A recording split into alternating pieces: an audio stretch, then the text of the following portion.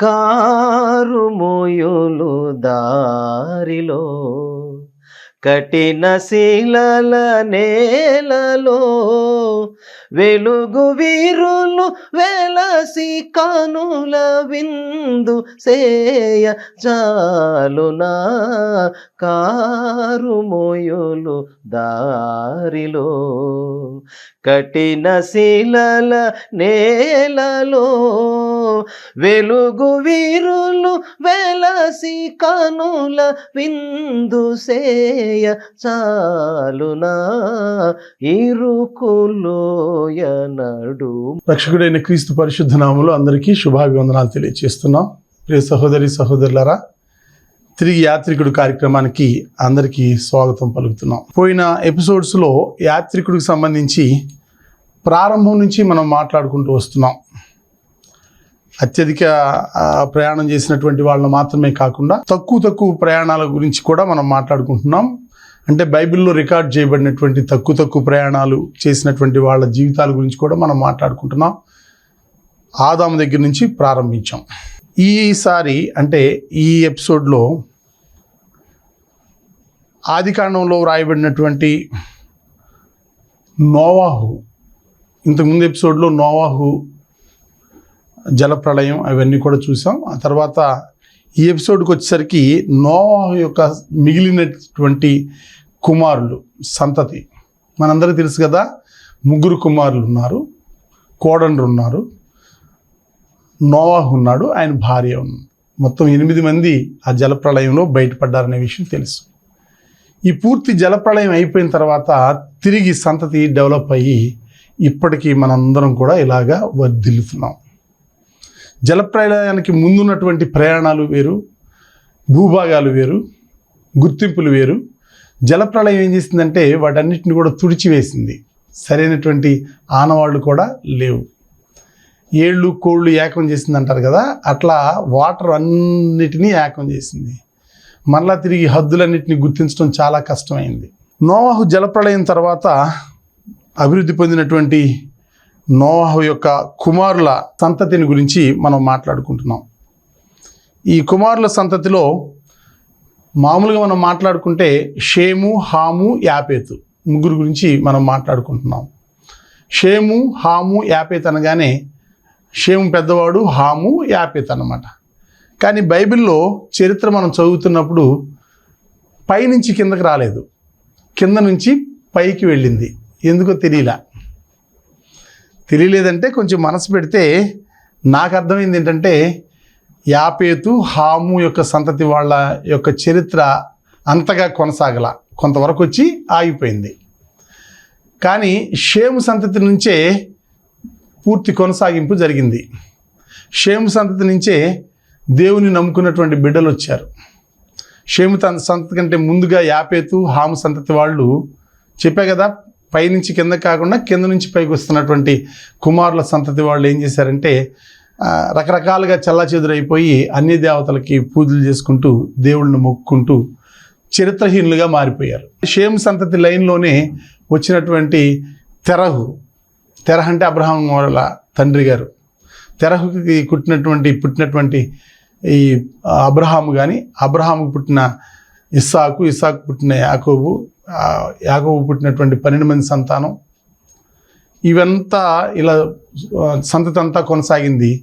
ఆ 12 మంది సంతతిలో ఉన్నటువంటి యోధా గోత్రం, యోధా పేరు మీద గోత్రం, ఆ యోధా గోత్రంలో పుట్టినటువంటి సింహం అని పిలువబడేటటువంటి యేసుక్రీస్తు.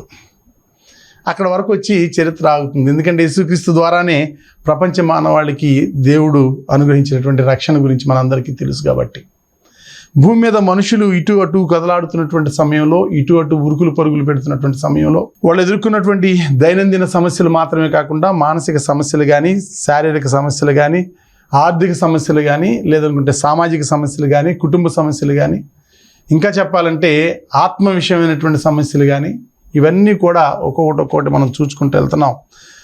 ఊరికే ప్రయాణం గురించి ప్రభుకుమార్ గారు చెబుతున్నాడు అనుకుంటే కాదు, కానీ ప్రయాణంలో లోతుల్లో ఎన్నో జ్ఞాపకాలు, ఎన్నో అనుభవాలు, కొన్ని బుద్ధి తెచ్చే అనుభవాలు, కొన్ని బుద్ధి వచ్చిన తర్వాత నడిచినటువంటి అనుభవాలన్నీ కూడా మనం చూస్తాం. షేము, హాము, యాపెతులో ఇక్కడ వాళ్ళకి సంబంధించినటువంటి సంతతి ఎలా సెటిల్ అయ్యారు అనేది మనం చూస్తున్నాం. దీన్ని ప్రాచీన ప్రపంచ వలసవాదంగా మనం అభివర్ణిస్తున్నాం. ప్రాచీన ప్రపంచ వలసవాదం. ప్రపంచం మొత్తంలో ఏన్షియంట్ అంటారు కదా, చాలా ప్రాచీన కాలంలో ప్రజలు ఎలా ప్రయాణం అయ్యి కొన్ని వేల కిలోమీటర్లు నడిచారు, నడుస్తూనే జీవితాలని కొనసాగించారు, నడుస్తూనే వయసు అయిపోయినటువంటి వాళ్ళు ఉన్నారు, నడుస్తూనే ప్రాణాలు కోల్పోయినటువంటి వాళ్ళు ఉన్నారు. భూమి మీద నలుదిక్కుల ఎలా వాళ్ళు విస్తరించారు, వ్యాపించారు అనేది మనం చూడబోతున్నాం. నేను చెప్పినట్లుగా ఆదికాండంలో 10వ అధ్యాయం ఈరోజు మనం డిస్కషన్ కోసం తీసుకుంటున్నాం, అధ్యయనం కోసం తీసుకుంటున్నాం. ఈ 10వ అధ్యాయంలో నేను చదువుతున్నాను, కొంచెం మనసు పెట్టండి. ఇది నోవాహు కుమారుడుగు షేము, హాము, యాపేతను వారి వంశావళి. జలప్రళయము తర్వాత వారికి కుమారులు పుట్టిరి. ఇది మొదటి వచనం అండి, 10వ అధ్యాయం మొదటి వచనం. రెండవ వచనం చూస్తే యాపేతు కుమారులు గోమెరు. మరి షేము కుమారులు రావాలిగా, తర్వాత హాము కుమారులు రావాలిగా, కానీ వెనక నుంచి ముందుకు వస్తున్నాడు ఆయన, కింద నుంచి పైకి వస్తున్నాడు. ఎందుకో నేను ఇప్పుడే కారణం చెప్పా. చరిత్రహీనులుగా మారిపోయినటువంటి హాము, యాపేతు సంతతి వాళ్ళ గురించి అట్టే ఎక్కువగా కొనసాగింపు చేయబడలా. కానీ చరిత్రకారులుగా మారినటువంటి, ధృవీకరించబడినటువంటి, ముద్రించబడినటువంటి షేము సంతతి వాళ్ళు మాత్రం ఒక్కొక్కళ్ళు ముందుకి కొనసాగారు. సరే, మనం షేము సంతతి గురించి మాట్లాడే ముందు నేను చెప్పినట్లుగా బైబిల్లో ఉన్నటువంటి యాపేతు కుమారులు గోమెరు, మాగోగు, మాదయి ఇలా చెప్పుకుంటూ వెళ్ళారు. వీళ్ళు ఎక్కడెక్కడ స్థిరపడ్డారో కూడా ఇచ్చారు చూడండి. 5వ వచనంలో, 10వ అధ్యాయం 5వ వచనం. వీరి నుండి సముద్ర తీరమందుండిన జనములు వ్యాపించెను. వీరి నుండి సముద్ర తీరమందుండినటువంటి జనాలు వ్యాపించారు. సముద్ర తీరాల్లో ఉన్నటువంటి వాళ్ళందరూ ఎవరు? మత్స్యకారులు, పల్లెకారులు అంటాం. లేకపోతే సముద్రాన్ని బేస్ చేసుకుని జీవితాన్ని కొనసాగించే వాళ్ళు ఎవరు? పూర్తిగా సముద్రంలో ఉన్నటువంటి సంపదనంతా పట్టి బయట అమ్మి వ్యాపారం చేసి స్థిరపడేటటువంటి వాళ్ళు. సహజంగా సముద్రం అంటే చాలామందికి భయం, నీరంటే చాలామందికి భయం అండి. చాలా జస్ట్ పిక్నిక్గా వెళ్ళి వస్తారేమో, వెళ్ళినప్పుడు కూడా చిన్నపిల్లలు లోపలికి లాగేస్తుందేమో అని చెప్పి భయపడతారు. కానీ వీళ్ళ సంతతి వాళ్ళు మాత్రం సముద్ర తీరాల వెంటనే స్థిరపడ్డారంట. ఎంత ఆశ్చర్యం అండి, ఎంత ఆశ్చర్యం. పోయిన వారంలో మేము శ్రీలంక వెళ్ళాం, ఒక 5 రోజులు ఉన్నాం. శ్రీలంకలో ఆటో వెళ్ళినా, ట్రైన్ వెళ్ళినా సముద్రం పక్కనే వెళ్ళిందండి. నాకు చాలా ఆశ్చర్యం. ట్రైన్ చాలా కిలోమీటర్లు సముద్రం పక్కనే వెళ్తుంది. సముద్రపు అలలు ట్రైన్కి సంబంధించినటువంటి పట్టాలకు కొడుతున్నాయి. ఆ ట్రైన్ ట్రాక్ దాటిన తర్వాత 20 అంతస్తుల బిల్డింగులు కూడా కట్టారు శ్రీలంకలో. నాకు చాలా ఆశ్చర్యం. ఎలా కట్టుంటారు? రోడ్లు ఉన్నాయి. మనమైతే ఎలా ఆలోచిస్తామంటే, అమ్మో వాటర్ వచ్చేస్తుంది, లాక్కెళ్ళిపోద్ది, మనం దాని పక్కన ఉండకూడదు అంటాం. కానీ సముద్ర తీరమందు ఉండినటువంటి ప్రజలు ఎలా వ్యాపించారు, ఎలా అభివృద్ధి పొందారు, వాళ్ళకి ఎంత గుండె ఉండాలి, వాళ్ళకి ఎంత ధైర్యం ఉండాలి. సముద్రాన్నే ఆధారం చేసుకుని బతికారంట వీళ్ళందరూ. తర్వాత వారి వంశముల ప్రకారము, చివరి వచ్చినండి, వారి వంశముల ప్రకారము ఆయా దేశములలో వారు వేరైపోయిరి. ఎట్లా వ్యాప్తి చెందారు అనేది కూడా రాయబడింది. యాపేతు సంతతి వారు. తర్వాత 6వ వచనం చూస్తే హాము కుమారులు. నేను చెప్పినట్లుగా కింద నుంచి పైకి అనమాట. హాము కుమారులు కూషు, మిస్రాయిము, పూతు, కనాను అనువారు. చాలామంది పేర్ల మీద ప్రాంతాలు కూడా వెలిసినాయి. చాలామంది పేర్ల మీద పూతు అనే పేరు మీద ప్రాంతం కూడా ఉంది. అలాగే షీనారు కూడా ఒక వ్యక్తి పేరే. పోయినసారి మనం చదువుకున్నాం కూడా. షీనారు మైదానం అని పెట్టినటువంటి ఆ పేరు మనిషి పేరే. కనుక మొదటి కుమారుడు యాపేతు, అంటే చివరి కుమారుడు యాపేతు తర్వాత హాము కుమారుల గురించి మాట్లాడుకుంటున్నాం. కూషు అని అనగానే మన మనసులోకి రావాల్సింది ఏంటంటే నీగ్రోలు, నల్ల జాతి వారు. ఇథియోపియా అంటున్నామే, అది నీగ్రోలకు సంబంధించింది. నీగ్రోలు. కూషు, మిస్రాయిము, పూతు, కనాన్ అనువారు. ఈ కూషు దేశాన్ని గురించి మనం మాట్లాడుకుంటే ఇంకొంచెం లోతుగా చాలా విషయాల్ని నేను చెప్తాను. ఆ తర్వాత ఇదే వీళ్ళ గురించే మాట్లాడితే 10వ వచనం గురించి మాట్లాడితే 10వ వచనంలో షినారు దేశంలోని బాబేలు, ఎరకు, అక్కదు, కల్ని అను పట్టణములు అతని రాజ్యమునకు మొదలు. ఎవరి రాజ్యం అంటే నిమ్రోదును కనెను. కూషు నిమ్రోదును కనెను. అంతట భూమి మీద పరాక్రమశాలి ఉండుటకు ఆరంభించెను. అతడు యెహోవా ఎదుట పరాక్రమం గల వేటగాడు. ఒక్కొక్కళ్ళు ఒక్కొక్కటండి. ఇందాకేమో సముద్రం వేట గురించి మాట్లాడాం. ఎవరు? యాపేతు సంతతి వాళ్ళు. హాము సంతతిలో జంతువులను వేటాడేటటువంటి పరిస్థితి. పరాక్రమమైనటువంటి వేటగాడు, పరాక్రమవంతుడైనటువంటి వేటగాడుగా నిమ్రోదు ప్రసిద్ధి చెందాడు. కూష్ సంతతి. ఆయనకు సంబంధించినటువంటి వాళ్ళందరూ కూడా షినారు దేశంలో మొత్తం సెటిల్ అయ్యారన్నటువంటి భాగాన్నంతా నేను చదివాను. ఇంకా క్రిందకు వస్తే 14 వచనాల వరకు వాళ్ళకి సంబంధించిన విషయాలన్నీ ఉన్నాయి. ఆ తర్వాత 14, 21 కూడా 21 వచనాల వరకు కూడా చాలా క్లియర్గా ఇచ్చారు. తర్వాత 21వ వచనం, మరియు ఏబేరు యొక్క కుమారులందరికీ పితరుడును పెద్దవాడైన యాపేతు సోదరుడునకు షేముకునకు కూడా సంతానము పుట్టెను. అవునండి, యాపేతు, హాము, షేము. నేను పైకి చూపిస్తున్నాను చూడండి. షేముకు కూడా సంతతి పుట్టింది. షేము కుమారులు కూడా చక్కగా వాళ్ళ ప్రాంతాల్లో సెటిల్ అయ్యారు. ఇక్కడ 30వ వచనం నేను చదువుతున్నా. మేషా నుండి సపారాకు వెళ్ళు మార్గములోని తూర్పు కొండలు వారి నివాస స్థలము. ఎలా మనకు కాదు, వాళ్ళకి తెలియకుండానే వాళ్ళు ఎలాగా సెటిల్ అయ్యారో చూడండి. తూర్పు కొండ మీదకి ఎక్కి ఎవరైనా అక్కడ నివాసం ఉంటారంటే కొంతమందికి పిక్నిక్గా సంతోషం, కానీ రాత్రి అవుతుంటే ఉండలేరు. మళ్ళీ భయపడి కిందకు వచ్చేస్తారు ఆ గాలికి, ఆ సౌండ్కి, ఆ శబ్దానికి. లేకపోతే రకరకాలైనటువంటి మృగాలు కూడా తిరుగుతాయి, లేకపోతే విషపు పురుగులు తిరుగుతాయి అనేటువంటి భయం అన్నమాట. చాలామంది ఎప్పటికీ కూడా సమతలంగా ఉన్నటువంటి మైదాన భూభాగం మీదే నివాసం ఉండటానికి ఇష్టపడతారు, కానీ ఎక్కువగా హైట్కి వెళ్ళటానికి కానీ ఎక్కువగా లోతుకి వెళ్ళటానికి కానీ ఇష్టపడరు. ఈ మధ్యకాలంలో నేను ఎక్కడో చూశాను, గుర్తులేదు, కానీ ఆ సముద్రం మీదే ఒక చిన్న ఊరు కట్టుకున్నారు వాళ్ళు. సముద్రం మీదే ఈ యూట్యూబ్లో చాలా ఎక్కువైపోయినాయిగా, ఊరికి తిరిగే వాళ్ళు బ్యాచ్ ఎక్కువైంది కదా, వాళ్ళు తీసుకెళ్ళి చూపిస్తున్నారు. ఒక సముద్రం మీదే ఒక ద్వీపకల్పం లాగా ఉన్నటువంటి సముద్రం మీద మామూలుగా చెక్కలతోటి ఇల్లు నిర్మించుకున్నారు. షిప్ లాగా చిన్న పడవలాగా పెట్టడం, పడవ మీద ఇల్లు కట్టుకుని ఉండటం. అక్కడే వాళ్ళ జీవనం. వాళ్ళు ఏమి చేసినా సరే మొత్తం అందులోనే. చాలా ఆశ్చర్యంగా ఉంది కదా. మనం ఈ సమతలమైనటువంటి ప్రదేశాల్లో నివసించేటటువంటి వాళ్ళందరికీ ఇవన్నీ కూడా చాలా వింతగా అనిపిస్తాయి. కొండల మీద ఎక్కి నివసించలేం, లోతుల్లోకి వెళ్ళి నివసించలేం, నీటి మీద నివసించలేం, కానీ నివసించే వాళ్ళు ఉన్నారు. కొండ ప్రాంతం ఈ షేముకు సంబంధించినటువంటి వాళ్ళు. కొండలు వారి నివాస స్థలము. ఇంతకుముందేమో అడవులు, జంతువుల్ని నిమ్రోదు వేటాడతాడు. ఆ ఏరియా అంతా చిక్కటి అడవినంతటి కూడా స్వాధీనం చేసుకుని నివాసం ఉన్నాడేమో నాకు అనిపిస్తుంది అన్నమాట. దానికంటే ముందుగా సముద్ర తీర ప్రాంతాల్లో సెటిల్ అయినటువంటి వాళ్ళు. ఈ ముగ్గురు వ్యక్తులకు సంబంధించినటువంటి సంతతి మూడు రకాలైనటువంటి ప్రాంతాల్లో సెటిల్ అయింది. కాబట్టి ప్రియ సహోదరులారా, ఈ జాతుల గురించి మనం మాట్లాడుకునేటప్పుడు నోవాహు యొక్క కుమారులు, ఇంతకంటే ముందు ఆదాము యొక్క కుమారులు, ఆదాము యొక్క కుమారుల్లో కయీను, హేబేల్ని చంపేశాడు. కయీనుకి సంబంధించినటువంటి సంతతి మరలా పుట్టింది. అంతటి హంతకుడికి హానోకు పుట్టాడని నేను చాలా ఆశ్చర్యంగా చదివి మీకు వివరించాను.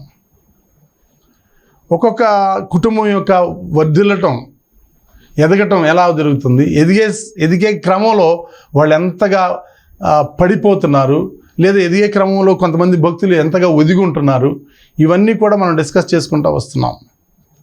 మంచిది. ఈరోజు ఈ 10వ అధ్యాయం మాత్రమే మనం అధ్యయనానికి పెట్టుకున్నాం. ఈ 10వ అధ్యాయంలో ఇంకా కొంచెం ముందుకు వెళితే నేను మీతో పంచుకోవాల్సింది ఏంటంటే, మొదటిగా షేము సంతతి వాళ్ళు. ఇక్కడ బైబిల్లో ఉన్నటువంటి ఆలోచన వస్తే యాపేతు నుంచి, తర్వాత హాము నుంచి షేముకు వచ్చారు. మనం మామూలుగా పెద్దవాడి నుంచి కిందకి వెళ్దాం. షేము సంతతి వాళ్ళు సెటిల్ అయినటువంటి ఏరియా నేను మరొక భాగంలో, అంటే ఇప్పటి వరకు ఒక భాగం, రెండో భాగంలో నేనేం చెప్పాలని ట్రై చేస్తున్నానంటే అప్పటి దేశాలు ఇప్పటి ఏమిటి, అప్పటి ప్రాంతాలు ఇప్పటి ఏ దేశాలుగా పిలువబడుతున్నాయని నేను కరెక్ట్గా నోట్స్ రెడీ చేసి మీకు చెప్పాలని ప్రయత్నం చేస్తున్నా.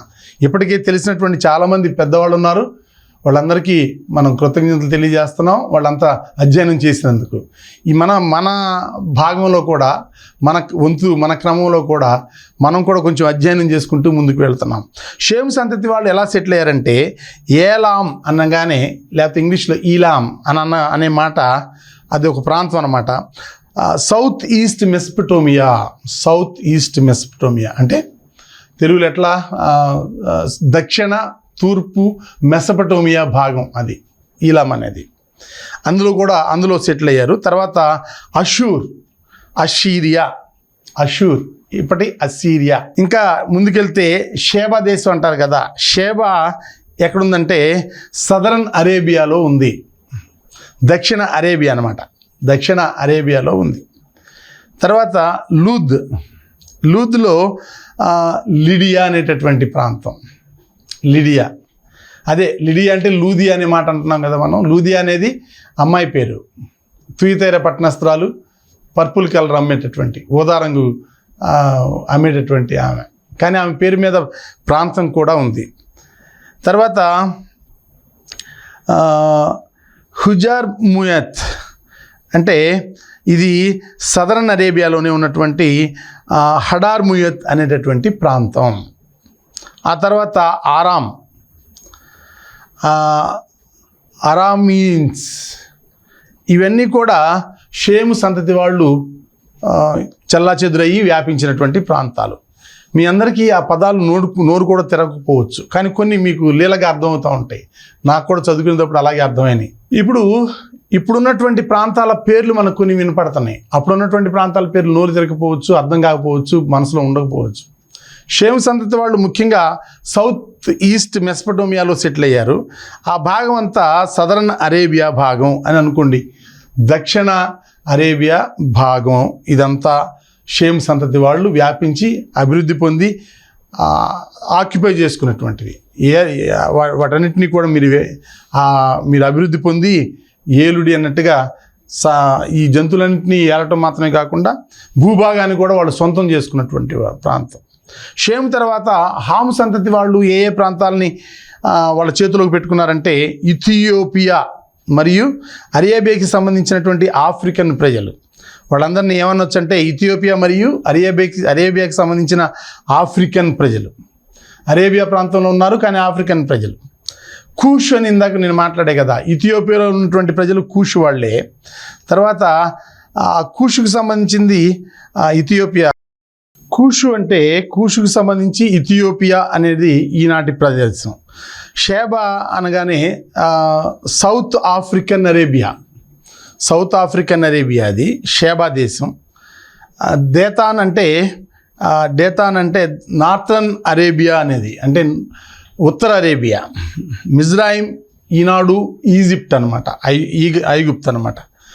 లుడిమ్ కానీ పూర్తు కానీ ఈ రెండు పేర్లకి ఈనాడు లూదియా అనేటటువంటి పేరు మాత్రమే ఉంది.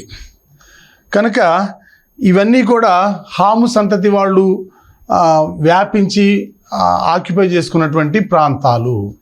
అంటే నేను స్పీడ్గా చెప్తున్నాను, అది అప్పటి ప్రాంతం పేరు మీకు సరిగ్గా అర్థమవ్వకపోవచ్చు, కానీ ఇప్పటి ప్రాంతాల పేర్లు మాత్రం కొంత మీకు లీలగా అర్థమయ్యే అవకాశం ఉంది. కనుక కొంచెం ఓర్పుతోటి వినాలని మనం చేస్తున్నా. ఇంకా మూడవడైనటువంటి యాపేతుకు సంబంధించినటువంటి వాళ్ళు ఎలా సెటిల్ అయ్యారో చూస్తే ఇండోనేషియన్ ప్రజలు వీరు. ఇండో యూరోపియన్ ప్రజలు వీరు ఆసియా మైనర్లో ఉన్నారు. ఆ తర్వాత ఏజియన్ సముద్రానికి చెందిన వారు కూడా ఇందులో ఉన్నారు. ఆసియా మైనర్ అనగానే మనం ఆసియాలోనే ఉన్నాం. తర్వాత గోమెర్ అంటే మాదియా. తర్వాత జేవెన్ అంటే మస్కీ అనేది. అస్కెంజ్ అంటే సైథియాన్స్ అనేటువంటి ప్రాంతం. తర్వాత అంటే ఎలైసియా ఇన్ సైప్రస్లో ఉన్నటువంటి ఎలైసియా అనేది, ఈ తెలుగులో కుప్రా అనుకుంటా. తర్వాత తార్షిస్ అనగానే అది ఫొయినీషియా ప్రాంతంలో ఉన్నటువంటి టైర్. ఆ టైర్ అంటే తుయితైర్ అనుకుంటా. తర్వాత కిత్తిమ్ అనగానే సైప్రస్. తర్వాత రోదేనియం అనగానే రోదే ఐలాండ్స్ అని అంటారు. ఇది బైబిల్లో కూడా మనకి కనపడుతుంది. ప్రియ సహోదరులారా, నోవాహుకు సంబంధించి నోవాహు యొక్క బిడ్డలు ఆ తర్వాత వర్ధిల్లినటువంటి క్రమం అంతా నేను మీకు చెప్పుకుంటూ వచ్చా. వర్ధిల్లటం అనే మాట నా నోట్లో వస్తుంది, కానీ దానికంటే ముందు చాలా స్ట్రగుల్ ఉంటుందండి. ఒక వ్యక్తి ఆ వ్యక్తి కుటుంబంగా మారటం, ఆ కుటుంబం ఇంకా కుటుంబాలుగా వర్ధిల్లటం అనగానే పెరగటం, ఎదగటం, చాలా ఇబ్బందుల తర్వాత వాళ్ళు వర్ధిల్లటం అనే మాటని స్వతంత్రించుకుంటారు. కనుక ఆ ప్రయాణాల్లో కానీ, ఆ ప్రాంతాల్లో కానీ, ఆ సంస్కృతుల విషయాల్లో కానీ వాళ్ళు ఎంత ఇబ్బందులు పడి ఉంటారో, ఎలాంటి పరిస్థితులు ఎదుర్కొని ఉంటారో నేను ఎప్పుడూ చెప్తున్నాను రిపీటెడ్గా. చాలామంది దేవుని మీద ఆధారపడి ఉంటారు. అంతకంటే ఎక్కువ మంది దేవుని మీద ఆధారపడలేదు, కానీ కొద్దిమంది దేవుని మీద ఆధారపడి ఉంటారు. ఆ నిష్పత్తిని చూస్తే మనం ఈనాడు మనలో కూడా, ఈనాడు ఉన్నటువంటి సంతతిలో కూడా అదే జరుగుతుంది. అందరూ దేవుని మీద ఆధారపడలేదు, కొద్దిమంది మాత్రమే దేవుని మీద ఆధారపడుతున్నారు. మనుషుల మీద ఆధారపడేవాళ్ళు చాలామంది ఉన్నారండి. సేవకుల మీద ఆధారపడేవాళ్ళు చాలామంది ఉన్నారు. గుడ్డిగా సేవకుడినే దేవుడిగా నమ్మేవాళ్ళు కూడా చాలామంది ఉన్నారు. బెరయా పట్టణస్థులంట వారు చెప్పినవి అలాగూ ఉన్నవో లేదని ప్రతిదినం పరిశీలించు వచ్చారని ఒక మాట ఉంది. అంటే వాక్యాన్ని చెప్పేవాళ్ళు దేవుడితో సమానం అని చూడటం మరి ఎంతవరకు కరెక్ట్ అనేది కూడా మనం ఆలోచించాలి. నేను ఎవరిని ఏమి తప్పుగా మాట్లాడట్లేదు, కానీ ఎవరైతే ఫాలో అవుతున్నారో ప్రేమించవచ్చు, గౌరవించవచ్చు, కానీ వాక్యం అలా ఉందో లేదో అనేది కూడా మనం చూడాలి. మనం మనుషుల మీద ఆధారపడద్దు, దేవుని మీద ఆధారపడదాం, ముందుకు కొనసాగుదాం. మన యొక్క జీవన ప్రయాణంలో కూడా ఎలాగా ప్రారంభించామో, ఎలాగా కొన్నిసార్లు ఎదిగామో, ఇలాగ కొన్నిసార్లు పడిపోయామో, ఎలాగ ఆర్థికంగా ఇబ్బందులు పడుతున్నామో, ఎలాగ కుటుంబంగా ఇబ్బందులు పడుతున్నామో, ఇవన్నీ మనకు తెలుసు. కానీ మనకంటే ముందు చాలామంది చాలా సంవత్సరాలు ఈ పరిస్థితులన్నింటినీ కూడా ఎదుర్కొని వారి జీవితాల్లో నిలబడగలిగారు అనే విషయాన్ని మీ ముందుకు తీసుకొస్తున్నా. కారణం ఏంటంటే కేవలం వారు దేవుని మీద ఆధారపడటం వల్ల మాత్రమే. ఇశ్రాయేలీలు దేవుని దత్తపుత్రులు అయినప్పటికీ కూడా చాలాసార్లు దేవుని మీద ఆధారపడకుండా ఆయన మీద తిరుగుబాటు చేశారు. తిరుగుబాటు చేసినప్పుడల్లా దేవుడు వాళ్ళని తోలేసి మరలా వాళ్ళు బాధపడుతుంటే ఆయన సముఖం నుంచి మరలా తీసుకొని వచ్చారు. కనుక ఎవరు దేవుని సంతతి, ఎవరు దేవుడు దత్తత పుత్రులు కాదు, లేకపోతే ఎవరు అన్యజనులు అనేది కాదు. కానీ ఈనాడు అన్యజనులు లేదు, దత్తపుత్రులు లేదు, కానీ ఇద్దరిని కలిపి దేవుడు క్రైస్తవుడిగా మలిచాడు. క్రీస్తునందు వారికి ఇచ్చినటువంటి రక్షణ బట్టి అందరూ కూడా దేవునికి కృతజ్ఞతలు కలిగి ఉండాలి. కనుక ప్రియ సహోదరులారా, ఈనాటి ఈ వాక్యాన్ని నేను ముగిస్తున్నాను. వాక్యాన్ని శ్రద్ధగా ఉన్నటువంటి యాత్రికుడు ప్రేక్షకులందరికీ కూడా మరొకసారి హృదయపూర్వక ధన్యవాదాలు తెలియజేసుకుంటూ ముగిస్తున్నాను. ప్రార్థన చేసుకుందాం. పరలోకమందున్న మా తండ్రి, పరిశుద్ధుడైన మా దేవ, మరొకసారి మీ సన్నిధికి వస్తున్నాం. ఈ కార్యక్రమాన్ని ఇలాగా సజావుగా ఎలాంటి ఆటంకం లేకుండా కొనసాగింపు చేయడానికి మీరు మమ్మల్ని బలపరుస్తున్నందుకే కృతజ్ఞతాస్తుతులు చెల్లిస్తున్నాం. ఈ ఛానల్ మేనేజ్మెంట్ అందరినీ కూడా మీరు ఆశీర్వదించాలని వేడుకుంటున్నాం. మీ చిత్తమైతే ఇలాగే ముందు కొనసాగించి ఈ యాత్రికుడిలో ప్రతి ఒక్క వ్యక్తి యాత్ర చేస్తున్నాడు అనేటటువంటి భాగాన్ని మేము చదువుతున్నప్పటికీ వాళ్ళు యాత్ర విషయాన్ని కాకుండా ఆ నడుస్తున్నటువంటి జీవన విధానాన్ని వాళ్ళు అనుభవిస్తూ వాళ్ళు జీవించాలి అనేది మొట్టమొదటి నుంచి మీరు మా ద్వారా మాట్లాడుతున్నటువంటి మాటలు కాబట్టి మా అందరి తరఫున మీకు హృదయపూర్వక కృతజ్ఞతాస్తుతులు చెల్లిస్తూ మరొక ఎపిసోడ్లో మేమందరం కలుసుకోవడానికి సహాయం చేయమని, ప్రేక్షకులందరినీ కూడా మీ యొక్క కాపుదల్లో భద్రపరచాలని అందరినీ మీ చేతుల్లో అప్పగించుకుంటూ మా యొక్క విన్నపాలు మా క్రీస్తు ప్రభు పరిశుద్ధ నామమున అడిగి వేడుకొనుచున్నాము తండ్రి. ఆమేన్.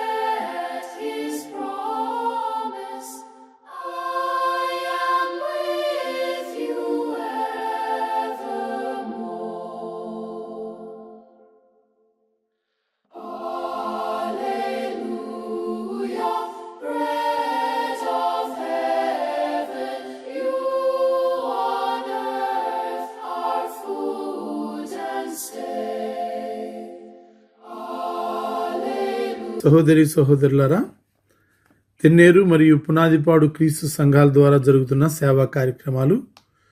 మొదటిది world English institute India free English language teaching. రెండవది Michael school of theology Bible teaching. మూడవది Dorcas foundation for downtrodden women program. నాలుగవది టీవీ ప్రోగ్రాం యాత్రికుడు తెలుగులో, లైఫ్ ఆఫ్ క్రైస్ట్ ఇంగ్లీష్లో ప్రతి మంగళవారం రాత్రి 8 గంటల నుంచి 8:30 వరకు ప్రార్థనా ఛానల్ ద్వారా ప్రసారం చేయబడుతున్నాయి. ఐదవది యంగ్ ప్రీచర్స్ అసోసియేషన్. ఆరవది యాత్రికుడు టీవీ క్లబ్. ఏడవది podcast masters word in the miserable world. ఎనిమిదవదిగా monthly zoom meeting subject life of Christ ప్రతి నెల చివరి మంగళవారం రాత్రి 7 గంటల నుంచి 8:30 వరకు. తొమ్మిదవదిగా పర్సనల్ ఎవాంజలిజం వ్యక్తిగత సువార్త సేవ. 10వదిగా పబ్లిక్ గాస్పెల్ మీటింగ్స్ సువార్త సదస్సులు. వీటిల్లో దేనిలోనైనా మీరు పాల్గొనాలంటే మేము మనస్ఫూర్తిగా ఆహ్వానిస్తున్నాం. రండి, మాతో కలిసి ఈ కార్యక్రమాల్లో పాల్గొనండి. లేదా మీ దగ్గర ఈ కార్యక్రమాల్లో ఏదైనా జరపబడాలంటే దయచేసి మా వాట్సాప్ నెంబర్కి సంప్రదించండి.